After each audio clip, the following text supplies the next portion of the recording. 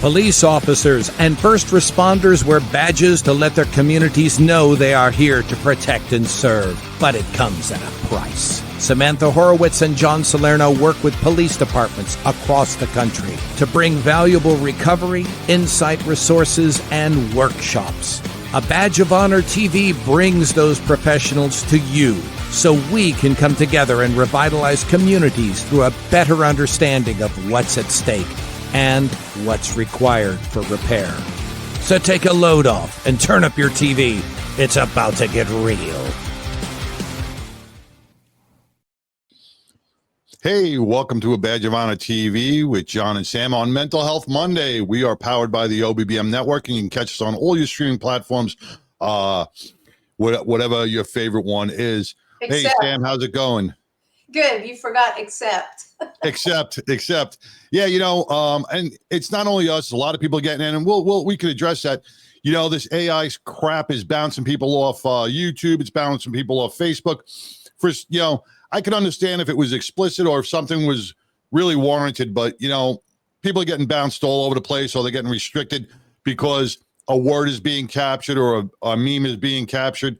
And it's just crazy. There's no background. There's no double checking on that. And they immediately wipe you off the social media platform. That's happening all over the place. AI is good, but, and it's a lot of fun to play with, but you know what, when it comes to these networks, it's just damaging so many great platforms. And like just with us, it's damaging ours on YouTube. Before we begin, Sam, first responders throughout our country serve us each and every day, and they get that mental health. They have those mental health issues, those traumatic incidents, and sometimes they plague hard, and sometimes people don't know how to deal with them. And I think Dallas lost a firefighter today. Don't know if it was by his own hands or medical conditions brought on by stress, because the all that cortisol that dumps into your body affects your kidneys, your liver, everything else, your cardiovascular system. And, we die at an early age because we don't know how to control it, and we don't know how to fix our mental health issues. So our thoughts and prayers go out to the Dallas Fire Department on the loss of one of their members. Absolutely. And we talk about mental health and post-traumatic stress a lot. This is what this show does, in addition to the workshops inside, working directly with first responders. And our guest tonight, well, he is no stranger to the battlefield, the like literal battlefield, and then the battlefield we call Washington, D.C. and Texas and beyond. We'll get more into that. But without further ado, we want to bring on Doc Pete Chambers. He is a warrior for not only our service members still in uniform, those veterans that served honorably, and now Texas. Doc, welcome to A Badge of Honor TV. Welcome. Good to be here, Sam and John. Good to see you. Thank you, sir. Before we get too deep into it, just tell everybody watching and listening on their favorite podcast app all about you. Sure. I'll do the 40,000-foot view story. It's it started a while back. I'm 60 years old, so I've had multiple different kind of careers within the same uniform that I wore as a soldier. I was a soldier in 1983. Ronald Reagan was the president. I was an infantry kid. They sent me to Fort Benning, Georgia, and I learned how to carry a rifle and a rucksack and dig holes. And we didn't go through a lot of war at that time, but I learned how to become a warrior. All my instructors were Vietnam vets. And so I learned from really good instructors and great men. Did my time, honorable discharge 1990, got into the reserves at that time. I've been in the reserves, active duty and guard, back and forth for over 39 years. Also served as a reserve deputy sheriff in my county back home because I got bored when I came home on leave. And so I did that once in a while. And I'll tell you, it's servants' hearts. You guys understand that. You can't drill it out of someone. We just live it, and it exudes. Whatever branch, whatever service, civilian or military, you just want to be there for people. It's the center of gravity for us. So then my dad was a small town doc. He was a World War II and civil. He fought in a communist civil war in Europe. I helped to fight that, and Cold War era. And then he instilled in me hey, we give back to this country. So I joined the Army, and then got out, became a doctor, a physician. Wanted to be a family doc like him and work in the emergency room. I enjoyed the excitement, but I was also a SWAT team doctor. I went through SWAT training and became a SWAT doc, and that was great. But then 9/11 happened. And then I came back into active duty. So it took me a while. It takes a while to assess back to active duty from the Guard. And I got back on, and I was at Fort Bragg, North Carolina. And I was the oldest guy to go through the Q course to become a Green Beret at age 45, going through selection where everybody else is 20 something years old. They wanted to send some doctors through. I was the first one, and they sent me, and I became the first doc to start the Q course and finish it in its entirety, although it took me 3 go rounds because I got hurt once and I got into an argument with a cadre, and you can't do that.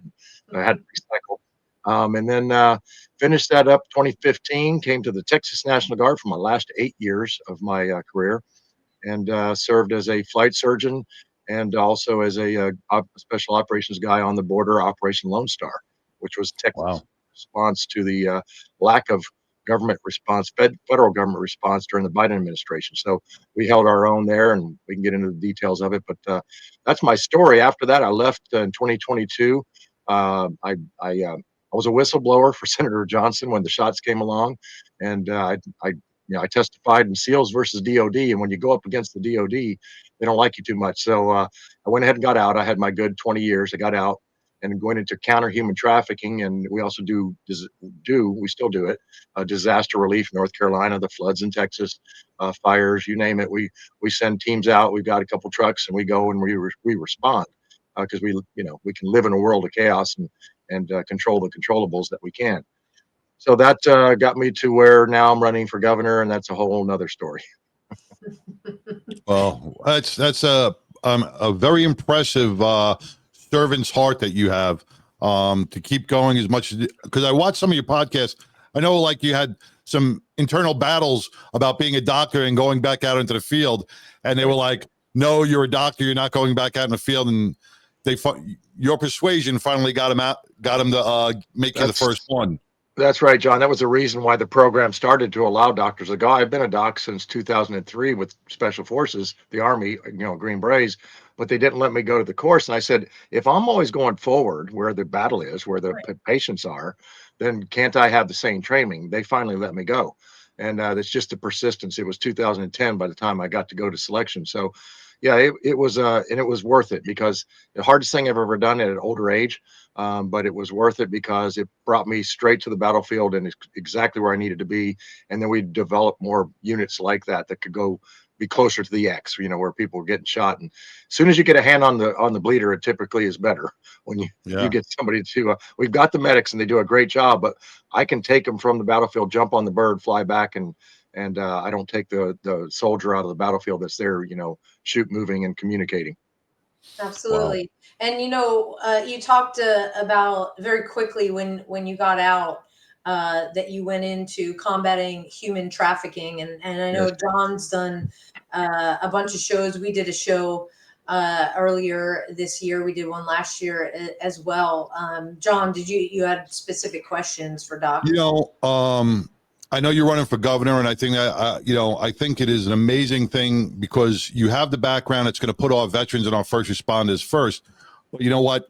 We don't hear how widespread the human trafficking is. We don't see the commercials on the air.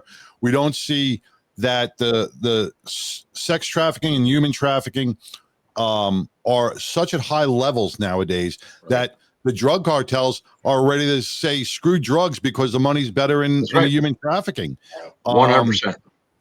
And it's a shame that, all these protests that we see around the country going against Trump and going against all the Republicans, I don't see one of these Democrats out there protesting the human trafficking aspect of a human being whose rights are being violated each and every minute. Right now, there's somebody being violated, and we should be on the top of our game for that.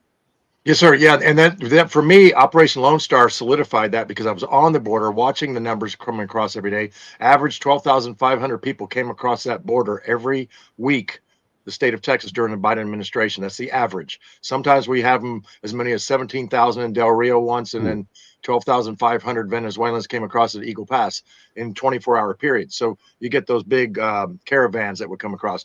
My job was to find the needle in a stack of needles, which was, number one, take care of my troop, but also to find the terrorists that were coming across, and then to intercept those that were being moved across for human trafficking, and then hand them over to the right people. Here's the problem that I have, is that when I left the military and I met a lady named Tara Rodas who testified about this in Congress, she said there are probably about 350,000 unaccompanied minors that are missing from the border.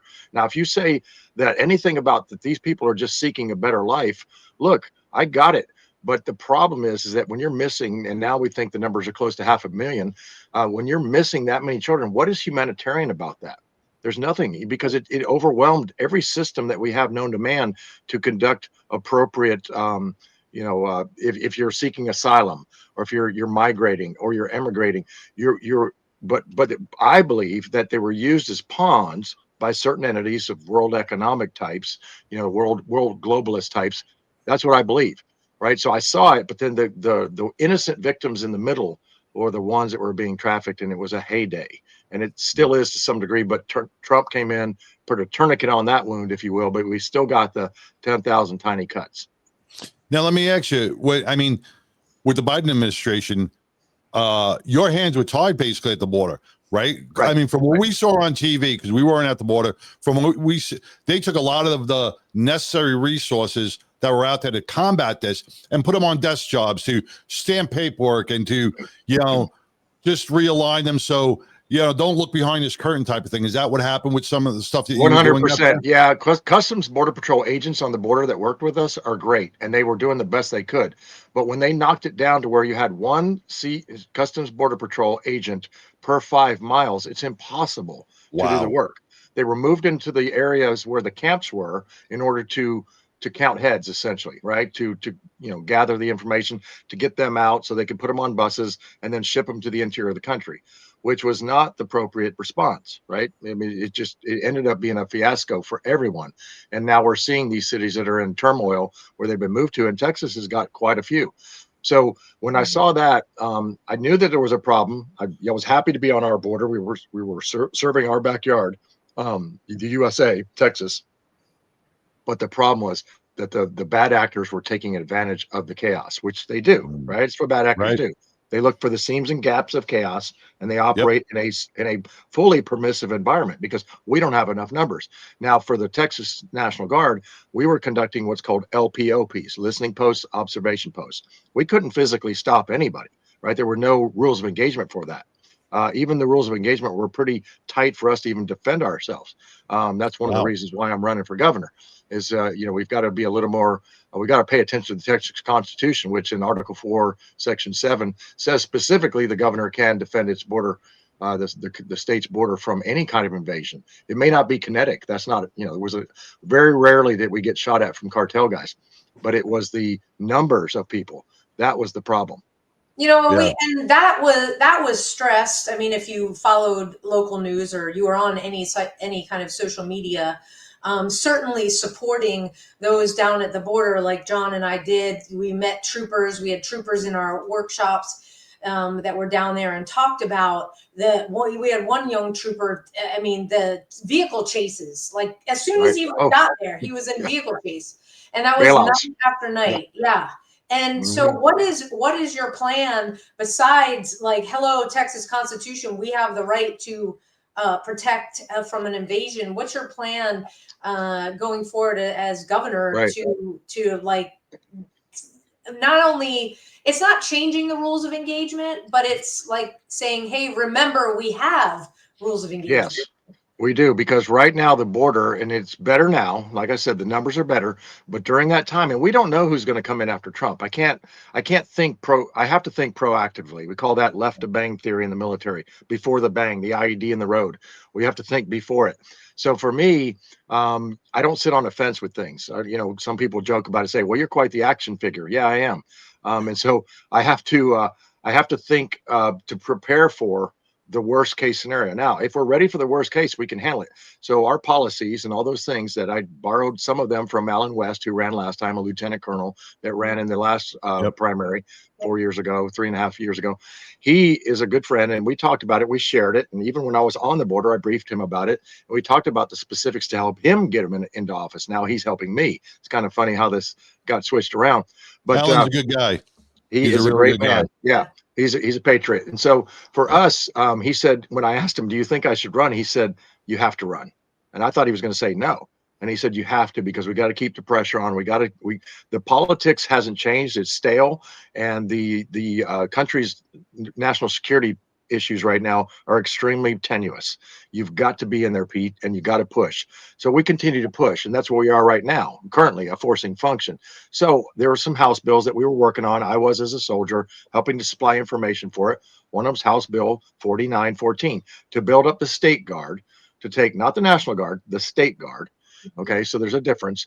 And so Texas is one of 16 states that has a state guard, which is like a militia. It's actually an authorized state militia by the state. It falls under the Texas Military Department.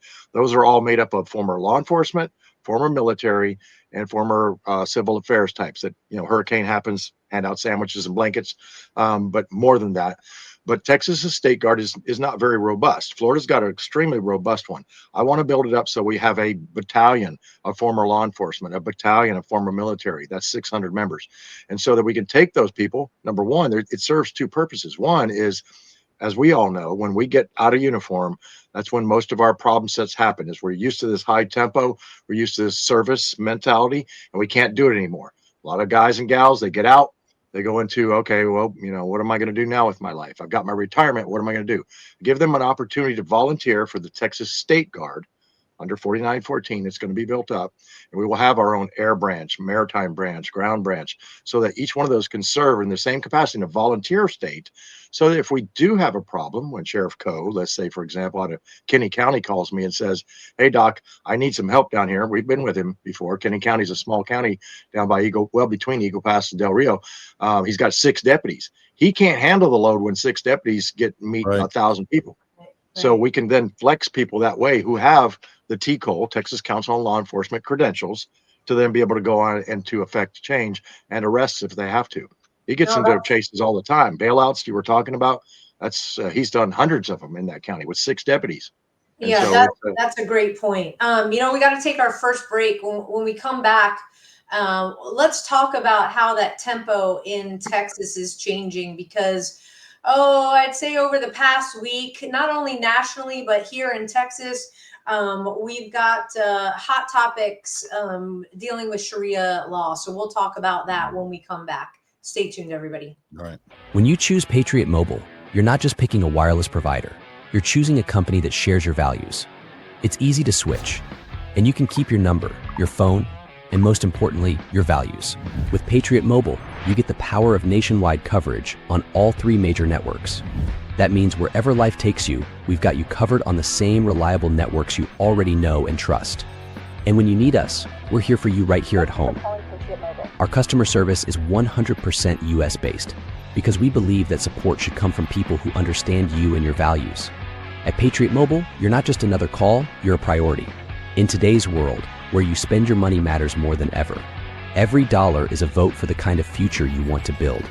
Join the thousands of Americans making a difference with every call, every text, and every connection. Choose a company that shares your values. Choose Patriot Mobile.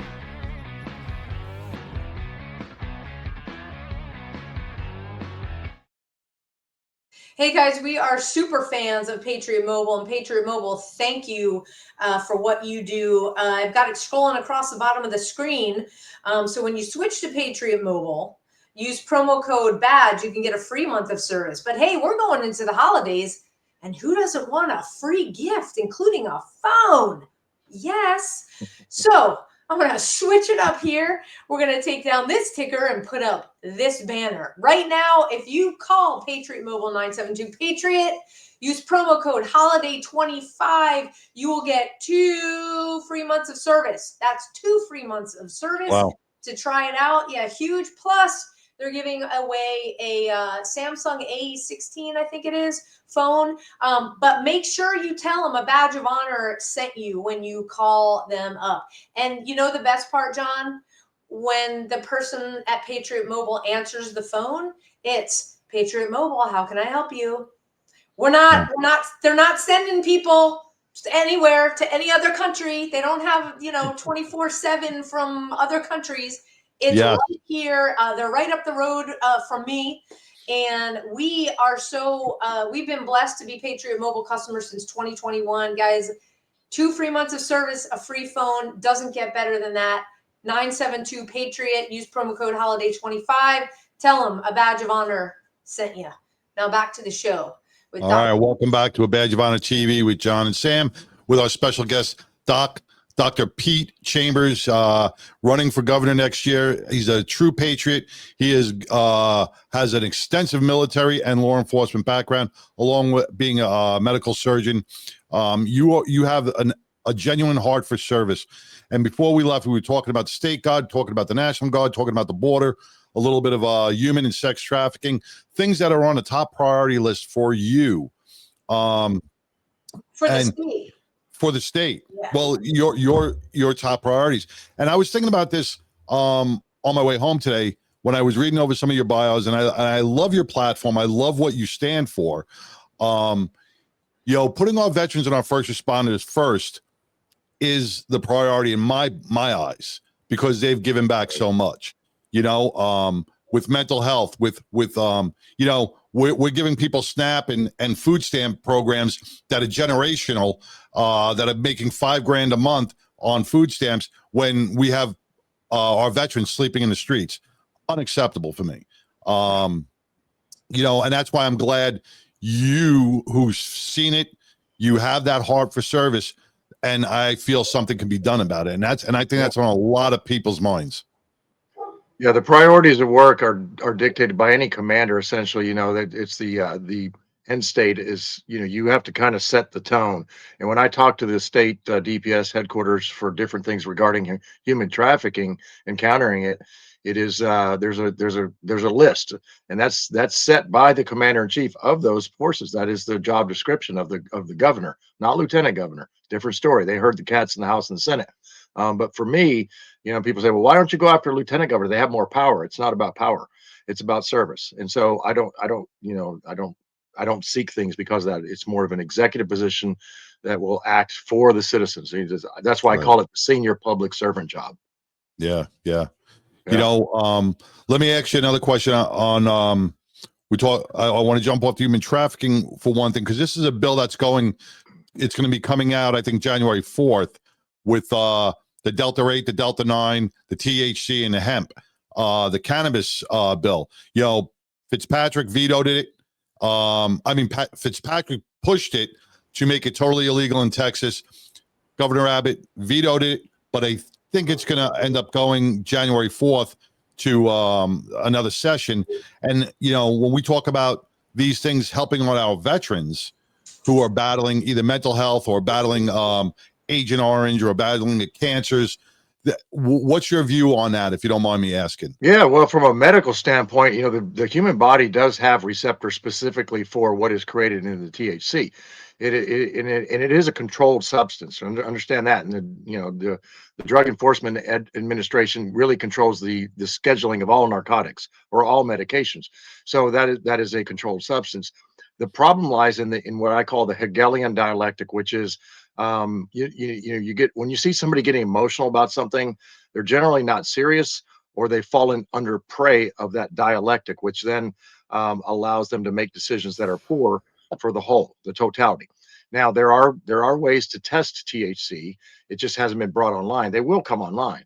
And as a governor, I can support that, because as a law enforcement officer, I can tell you when somebody was driving 25 in a 55, generally, they're smoking hooch, right? You've come up, you're like, okay, bro, check it out. You're doing 20, right? But you can't test it, right? So you can only say, well, driving under the influence of something, but okay, I don't have anything quantitative to test it. That's coming out. That's gonna happen. So it does help the law enforcement side. But from the side of the soldier, for me now, the people that I had to deal with, and I've had numerous ones that called me, and I had to talk them off the ledge in the middle of the night. That after deployment specifically, when you come back from a hard one, that's when that stuff comes. I know that the war is not over when I get back home from downrange. So I've lost a few. So it's hard because you try to talk to them, and then that I lived on the base. I was there. I was their father, if you will. And they didn't want to talk to the shrink. They wanted to talk to the doc that was one of them. So that's why be a Green Beret. But that there's a place for that. But here's where the dialectic allows it to slip, is when you go to one of these places, these shops, and you see something called kratom, Kratom. That is a derivative that is extremely dangerous, but it's something that people can get in pipes, and it's legal because it's not the actual THC, and so there you go. That's something that has slipped through, and that's the synthesis, right, of a dialectic. Something is synthesized, created, that is more dangerous for the public and is not being talked about. So those are the things we got to watch for, because while everybody's arguing about whether hemp is look, my first cowboy rope was a hemp rope, right? You can make rebar from hemp, and it's just right. Everything.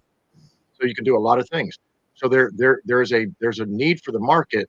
We just have to make sure that the prescription comes specifically for that, and it's not just given out like in Oklahoma, which is my Homa record before I came to Texas in '97. It's really decimated some of the rural communities, because my little town, 3,000 people, has 5 shops in it, and so it's out of control. So It should be proper regulation. I believe in proper regulation. Yeah. Proper regulation, but not government overreach. Right. Exactly. But if you're letting those things slip through, right? Those kratom, I'm just going to use that example. That is a problem, because that was something that was synthesized by the lack of understanding, and so you've got to have, when you're sitting down in your task force for this particular item, you sit down and you have a dialogue, not a dialectic. You don't throw gummy worms across the room. You don't act like a child. You actually, serious people do serious things. We talk about things. We bring in all the factors, the pros and the cons, and then we find the happy medium. But it's truly the system that's already there is enough. It's just, how do we then enforce it? And then on the law enforcement side, how do we keep the public safe? And that is giving them the tools to then, it's going to be a blood test. So they're going to have to be blooded. So you got to drive them into the emergency room, do all that stuff. They won't be able to blow into because it's not coming out of their lungs. But it's a way to test quantitatively. Are they using it illicitly? Because any drug, you and I both know, oxycodone, for example, somebody could be taking too many of those. We can't control how many they take, right? But if they're operating a vehicle in, not in accordance with penal code, then it's a requirement for, an arrest, and we don't want to have something that slip through and people can get hurt. So that's having that knowledge kind of helps, and it helps me to build how I'm going to build that task force. A governor in the state of Texas can build a task force of we don't want lobbyists, we don't want special interests, we want citizens that understand the problem, some law enforcement, some doctors, and sit on this task force. 24 people is what it's authorized, and so you can sit down and create the courses of action, right? The sensible, common sense courses of action. All right, that is makes sense to me. What about you, John? It seems so simple, and yet it really clouded up really is. on a daily basis. They make more of it than it really is, right? But when you talk about oxycodone, when we're talking about the fentanyl crisis, we're talking about, there's a lot of other drugs, even prescription Percocets, and these painkillers that we're just shoving into people's mouths because of big pharma, when a veteran could be prescribed either medical marijuana or whatever it is to ease those ailments. And I think that's a big thing to look at, instead of it's clouded behind a lot of money and doctors. A lot of money. Yes. The SSRI market, when you look at SSRIs, the fine print, you got to read the fine print. I haven't seen one yet that doesn't say way down on the bottom, the side effects, suicidal ideation. So why are we giving that to veterans?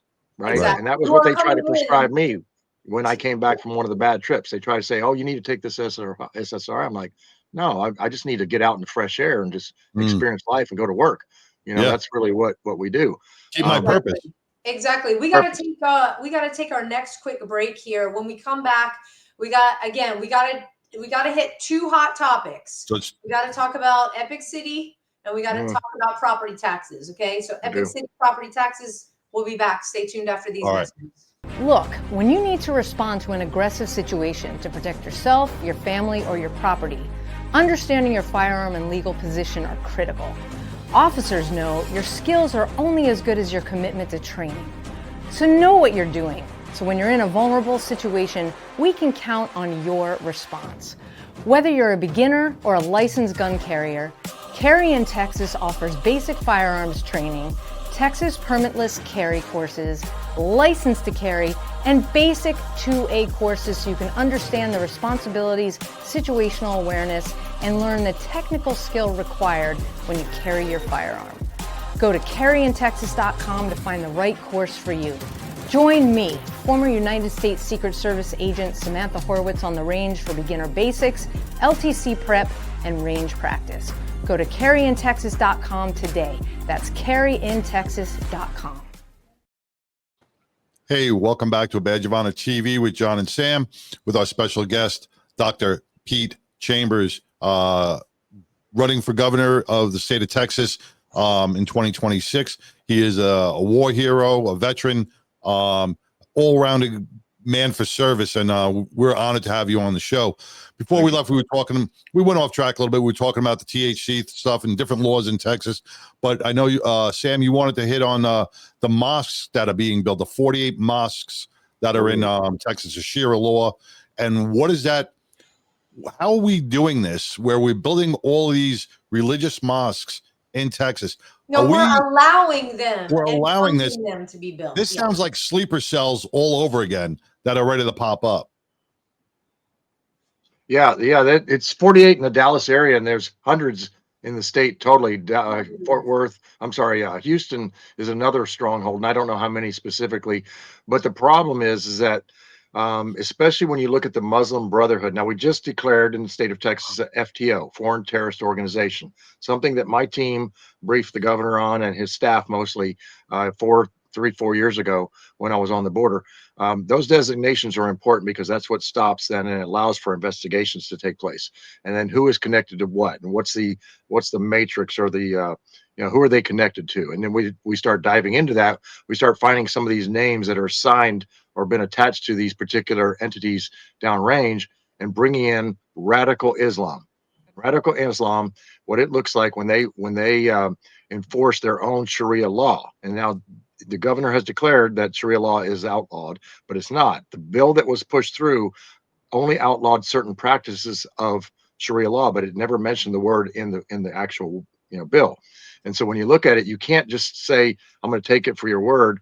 You got to read the actual bill. And then you see it's just certain practices. You can't stone people to death. Well, great. Okay, thanks. We got it. Yeah. So right. So it's that simple. So just look at the verbiage, and then you'll see what was done. It's a half measure, and we can't go with half measures. You got to be all or none, and that's where the action comes in.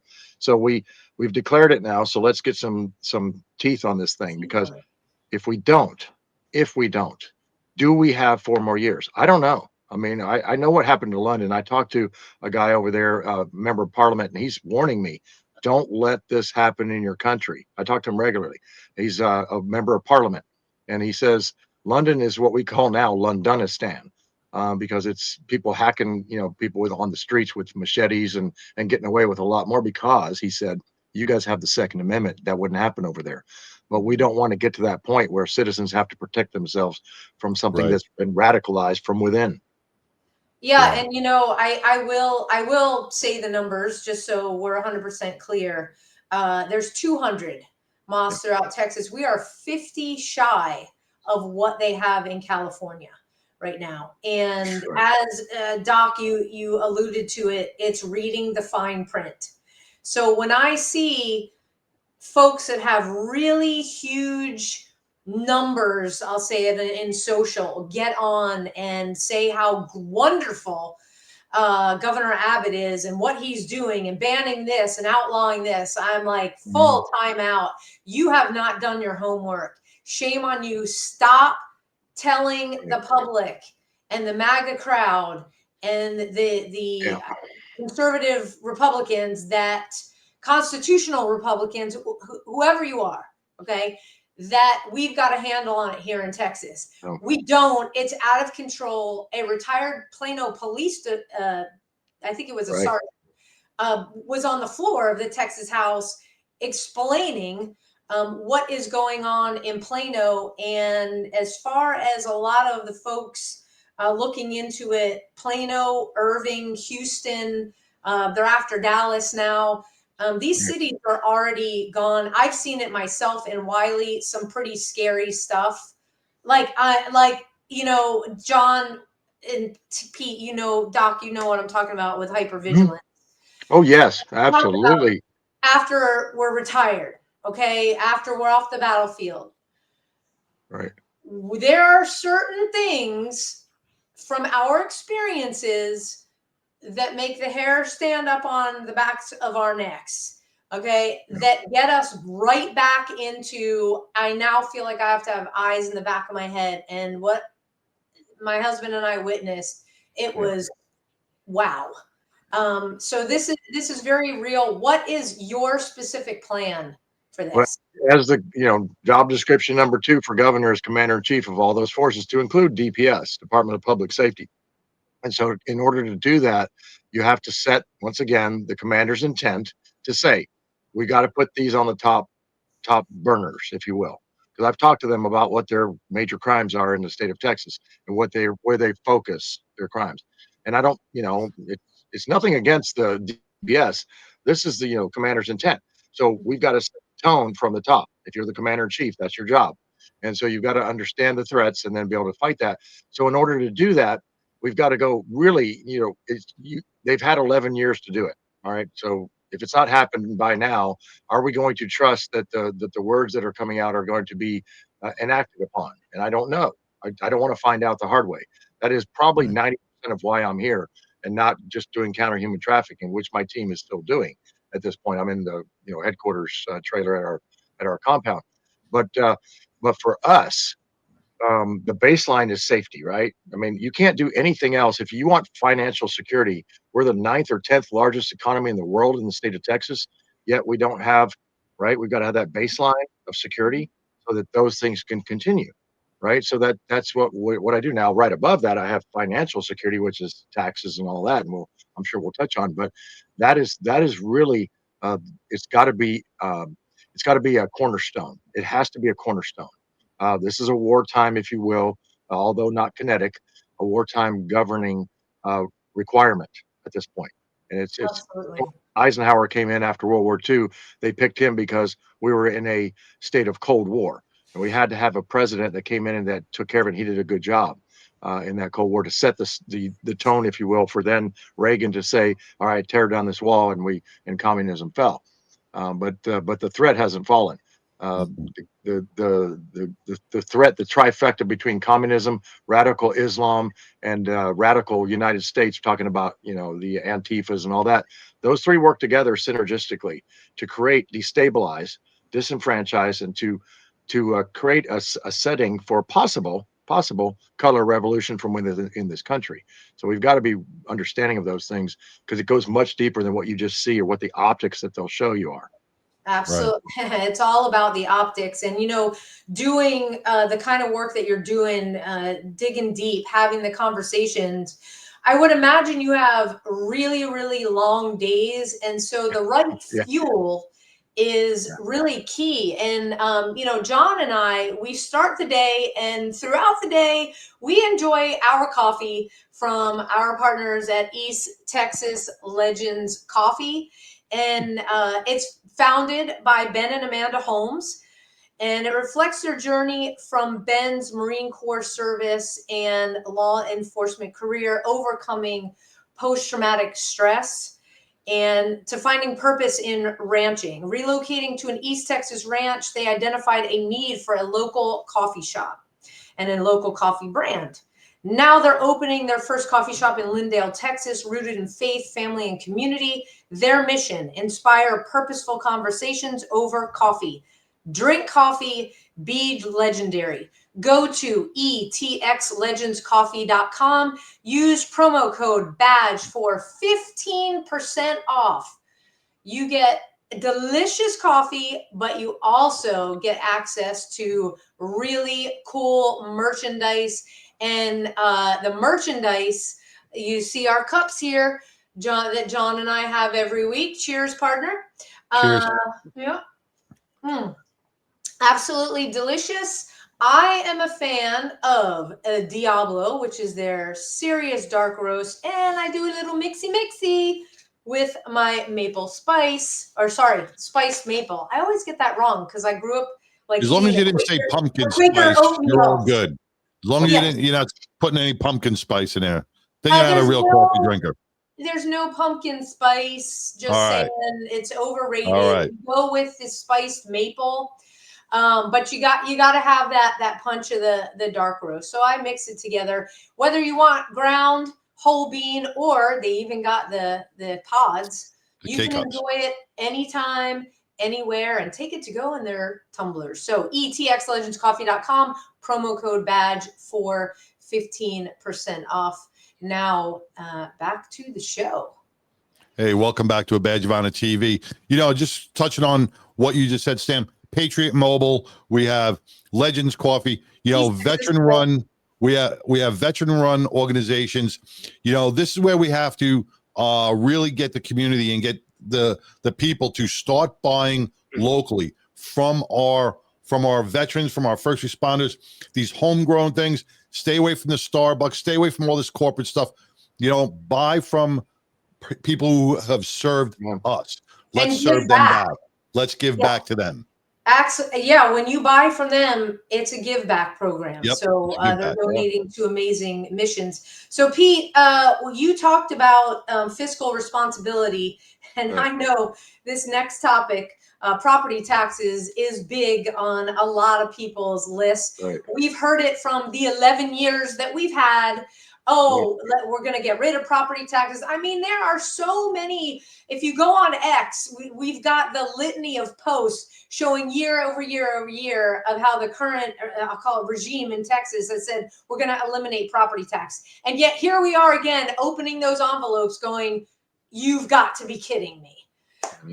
What is the plan? What's your plan for? Well, I don't suggest that you do what I did, which was become 100% service connected disabled, getting combat wounds. So don't do it that way. But what I would say is, only wounded once. But what I would say is, this again goes back to that dialectic. So politicians will typically do politician stuff, right? Warriors do warrior stuff. So politicians, this is what they do. They tell you that it's the local municipalities that are taxing you to death, and it's your property taxes, your school taxes, and those things. So it's not us, right? So they point fingers. But the conditions that they set, those conditions that they set allow for that. And here's one of them. One of them is the declaration of an emergency in a county. There are nearly 200 counties in the state of Texas that still have some sort of emergency declaration over it. When they do that, that allows another 3.5% increase locally. And they get to do that, and they will. I was on the Guadalupe River, and Kirk County did it immediately. They went, they took that emergency declaration and went to town with it. And then that allows them to continue to raise it. When we look at school taxes, that's one of the bigger components of it. That school tax in Texas, we're number 40 out of 50 in the states as far as education scores. We're not doing very well. We're not very efficient. Abbott received it, the state's score at 41. So he's improved it by 1 in 11 years. So we got to do better. And we've also have to look at the amount of money spent on the administrative costs versus the classroom, what they get. So the administrative costs are 80%. So when we have 1,207 counties, and we are looking at anywhere from 300,000 to 500,000 a year for a superintendent, and some of those counties have one school, maybe 1,300 students, and a football stadium that's built on school bonds in the tens of millions of dollars, we've got to consider that we love our football in Texas, but we got to be frugal with our spending, because these bonds are only markers, if you will, that when they get called in, and there's a guy up in Dallas that talks about all the time, his name is Mitch Vexler. He's looking at those things. He's sued the state numerous times, doing a great job. And he is saying, and we're looking at it too, is what are we doing here? Why are we, borrowing more money or taking more money from the taxpayers at local levels to build more infrastructure more administrative costs and not really turning it around and being more efficient, right? And saying, okay, well, do we need 1,207 different school districts if you only have one school? Let's try to consolidate those, decrease the administrative costs, and then less school tax. If you don't have kids in school, guess what? For me, you shouldn't be paying taxes. If you're retired, you shouldn't be paying taxes on the school tax. That's a big, big chunk. And so you just have to look at those little things. And then so our team has built out a white paper. It's on the website, docpetechambers.org. You got down at the bottom there, and you go and look at that white paper, and it's growing, right? The more that we get these 4 different teams, now 5, there'll be another one coming on board. They sit and talk, and these policymakers develop the plan so that we can hit the ground running day one, so we can decrease, without putting the economy on its head, decrease taxes to eventually eliminate taxes. DeSantis is looking at it. Governor Stitt in Oklahoma is looking at it. Why are we still behind the curve? We should be leading that. If we're the 9th or 10th largest economy, that doesn't make a lot of sense. No, it doesn't. And just to lead in, a passion of mine and John, and why we do this show and why we do what we do every single day is having a passion for our first responders and the veterans that continue to serve. I know you are behind a bill in terms and leading with the mental health and smashing the stigma behind our warriors. Right. Getting the help that they need without going through bureaucratic red tape, with having their confidentiality, basically trampled upon, which keeps people from asking for help. Can you talk a little bit about that? Sure. Yeah. Well, first of all, I tell veterans is, there's no stigma with it. When I went through my process of getting out, and the same thing goes for law enforcement, they get worried because of the red flag laws. And what if I take this, I only call it PTS, post-traumatic stress. It's a disorder if you allow it, but it's, recovery for me, but it's something that there's a stigma there, and that causes a kind of a cyclical, reaction. So now you're demoralized, and you end up, sitting at home watching The View, and then you get more demoralized, right? So, but we got to stop that. We got to look for purpose. So part of it's that bill that we talk about, House Bill 4914, which gives purpose. But then also part of it is, the Texas Veterans Administration has got to be. I went through it myself. I had a fracture in my neck from a bad jump landing. It's not the jump that did it; it was the hard landing, and I had to have surgery. It took them a year to get me in to be seen, right? And so I used my own personal insurance that I had, because I still had some personal that I was hanging on to, and I used it, and I got it done. And I had surgery, and about a week later, they called me from the VA and said, "Okay, we got you scheduled for the appointment to get your MRI." I'm like, "It's already done, thanks." I was still working on the border. I was wearing a collar at the border because my arm was going numb, and had it in a sling. So, that's, we've got to care about our veterans, our service members, our law enforcement, our fire department, our EMS. We've got to support them, because that's the front line of everything. That is the baseline for me, again, of security. Because I'm always looking for the most dangerous course of action that the enemy is going to do to us. And like I said before, it's not a kinetic one until it is. And then when it's kinetic, if sleeper cells decide to pop out, I don't know, but you got to be ready for it. And so you got to take care of those people and get them back and rehab them and give them a purpose. And if they're out and they're completely out and they don't want everyone to serve again, that's fine. We got to take care of them. This is what the thing I used the other day up in Lubbock. I said, you wrote a check, whether you're law enforcement or military, you wrote a check that's payable with your life, and you didn't have to cash it. Thank goodness. Some did. I had 21 good friends that I knew that came home in a body bag and a dignified transfer. We've got to give them exactly. They were willing to give everything with that check, and so that's the way I look at it. I'm very passionate about that. That's something that has got to be a baseline when it comes to mental and physical, but a lot of it's mostly mental. Pete, what do you see the big issue is? Because with the VA hospitals, not that I go to one or Sam goes to one because we're not veterans, but we hear a lot about it, and as outsiders, I hear all right, this VA hospital is really good, but they are all the way down in Houston. But the Dallas one, it sucks. Why isn't there consistency across the board? A lot of that's controlled by the federal VA, but my job as governor is also to interpose, if you will, the doctrine of lesser magistrates. If you've read that book, if you haven't, it's a great book. Mark Trujillo wrote it, but it's to understand that my job as governor is to protect the citizens from any federal overreach. That doesn't happen a lot, but Right. sometimes it does. But it's typically done in the lawfare world, right? And litigious, and the taxpayers pay a lot of money for that.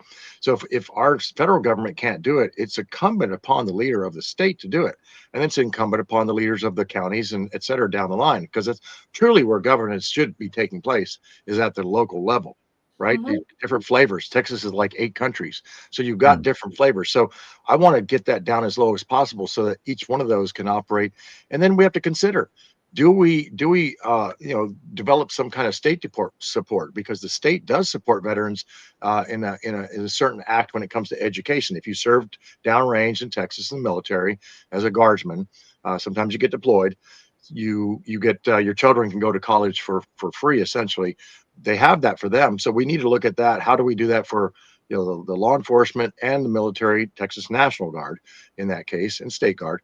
How to take care of them should they be injured on the job? Should they be sent overseas in combat? Should they pick up a wound on the street of Austin as a PD?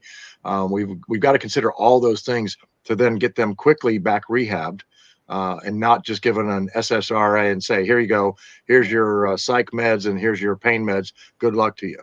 That's Yeah, not gonna work. agreed. Yeah. Yeah. That happens. That happens too often. And just looking at the clock here, let's wrap up with Sure. the last question. What can we citizens do to help you? Vote on March the 3rd. It's the primary. Most people don't think about it because it's the day, that's off cycle, voting. And the 3rd is actually after the 2nd, which is the Independence Day of Texas. So I say the 3rd is Liberation Day. So you vote for me, I go into the poll position essentially for the senior public servant. We'll whoop the heck out of any liberal that comes along, but we've got to get into office so that we can enact some of these things, and then get some serious people up there. Not, I say this, tongue in cheek, but sometimes it's true. It's a current cast of cartoon characters that are in charge of many of our government entities, not just at the state level, but I see it more so in the federal level. But we've got to stop the bellyache and bickering and unite the clans, if you will. If we're going to take it from Braveheart, we've got to unite the clans. I don't care what color your kilt is. If you got common sense, come and vote. Yeah, Right. amen. And Exactly. I've got your website up. It's docpeatchambers.org. Yeah, Hey, and any way you can help. Yeah, there's donate. Yeah, and there's a right? gift. Yeah, there's a donate page button up on the top right there, and you can also volunteer. We got, I believe, somewhere between 500 and 800 volunteers right now in the state, and we're growing. I just filed the other day, two Fridays ago, so I'm officially filed. Even though we had our treasurer file before me, that's the law. December the 8th is the last filing date for all candidates. So we're Well, what can we going. do in the DFW area? I know Yeah, you're a so little west, but how do we get you out there in the DFW area? Yeah, so we've traveled up there, and we're going to go back out on the trail. So good, look at the calendar on the website, and then when you see that I'm coming to an area, look to that area and go show up, because it's the entourage effect. If a bunch of folks show up and they gets the crowd going, that's what we want. We want that entourage effect to get people to just I'll get in there. I'll just tell truths. I don't ever write a speech. I don't read off a teleprompter, and I'll get out there and just tell some truths, and people will get it, and they'll realize, okay, dude's a real person. He's like us. He's experienced all the things we have. I get it. Yeah, I might have a doctorate degree, but I started out as a private, digging ditches. So, they'll figure it out. I'm just a regular guy who understands a lot because I've been around for a while. Well, Well, Doc, we can't thank you enough. I'm going to give you for- a personal invite. I just want to, before we, I'm going to give you a personal invite on January 24th. I will have Heroes in the Sky, a lot of veterans coming down to Texas Harley Davidson right here on 183, where we're going to donate a memorial for our veterans. I would give you the platform to speak to these veterans' families that show up. The Harley Davidson dealership brings in all their hog members, which are all veterans and first responders. I would love for you to come down. I'll get you the time, and if you want, you can have the floor and address the crowd. I know exactly where that one. Yeah, I know exactly where that one is. So yeah, we can do. I used to ride a Fat Boy, but I sold it. All right. Yeah. All right. Love to have you there. Yeah. All right. Thank you, Harley Davidson. Thank you again, Doc, for coming on. for sharing your wisdom, for letting people see like you're real. It's not some campaign poster and, out there floating around. So we wish you all the best. Again, docpchambers.org. Get on there, click that donate button, volunteer, and we will see you out on the road. God bless you, brother. God bless you guys. Thank you. Take care, Doc. Thank you. Oh, wow. That was probably one of the most refreshing conversations we've had on this show in a long time. I'm not leaving this show going, oh my God, I feel so bad. I'm actually feel uplifted and refreshed that Texas has a future. Yes, and that's what it's about. It's giving Texas a future because we are stale at 11 years of the same old BS. And I just encourage everybody. You've got to pay attention to what's been going on at the local level to understand why we need someone like Doc Pete Chambers in the governor's mansion. So docpchambers.org, click the donate button again, volunteer, get out on the campaign trail with him. And you know what else makes you feel good? Exercise. It's good for this. It's good for this. And we're coming up on the holiday season here. Carry the Load. Thank you to Carry the Load, one of our amazing partners. They've got the 100,000 meter challenge going on right now. I think I have something like 53,000 meters still to go. Wow. We got started November 11th. It's going through December 11th. So I'm going to hit that 100,000 mile mark like I did last year. So thank you, Carry the Load, for everything good for your brain. Visit our website, abadgeofhonor.org. We've got an upcoming open workshop. Thank you, Garland PD, on Friday, December 5th. So if you are within 2 hours driving distance of Garland, Texas, the police department, and you are an active first responder, get on our website right now. Get yourself a register. Space is filling up. You do not want to miss it. It's 8-hour interactive workshop. T-Cole is included, as well as the all-important meals that we will provide as well. So that, again, at badgeofhonor.org. We are so thankful. We feel so blessed. We want to thank you all for tuning in week after week after week. We're wrapping up season 2 tonight. Season 3 starts in January, but we're not going anywhere because you can continue to catch up with your favorite episodes throughout the rest of the year as John and I take a refresh break with our families, as well as getting stuff prepped, because January will be here before we know it. So, John, you are a blessing in my life, partner. I love you so much. And couldn't do this without you. Don't want to do this without you ever. And I just wish you all the best. Thank you to our partners at OBBM, Susan Hamilton, and the entire crew that keep us running. Thank you to all of our social media outlets that let us come on and do a live every single week, with the exception of ScrewTube. Hey, we don't need you. Thank you to all of our first responders who keep our community safe, to all of our veterans who keep allow us to have this freedom of speech, that fought the good fight, that came before. Thank you to all of our active duty personnel spread out across the globe. We pray for each and every one of you every single day. Super quick, partner. Take us home. Once again, we want to keep the Dallas Fire Department in your thoughts and prayers through this holiday season. They just lost a member. I want to wish everybody a happy Thanksgiving. Enjoy. Be safe out there. And once again, if you could be anything in this world, be kind. Peace. Thanksgiving, Christmas, Hanukkah, New Year's. We love everybody. We love all y'all, as we say in Texas. All y'all. All y'all. All you guys. All you guys. Take care, everybody. We'll see you next time. A Badge of Honor podcast is produced for the OBBM Network podcast and protected under copyright law. For content permissions, please submit your request to abadgeofhonor.com on the content page. For OBBM Network programming information, please call 214-714-0495 today.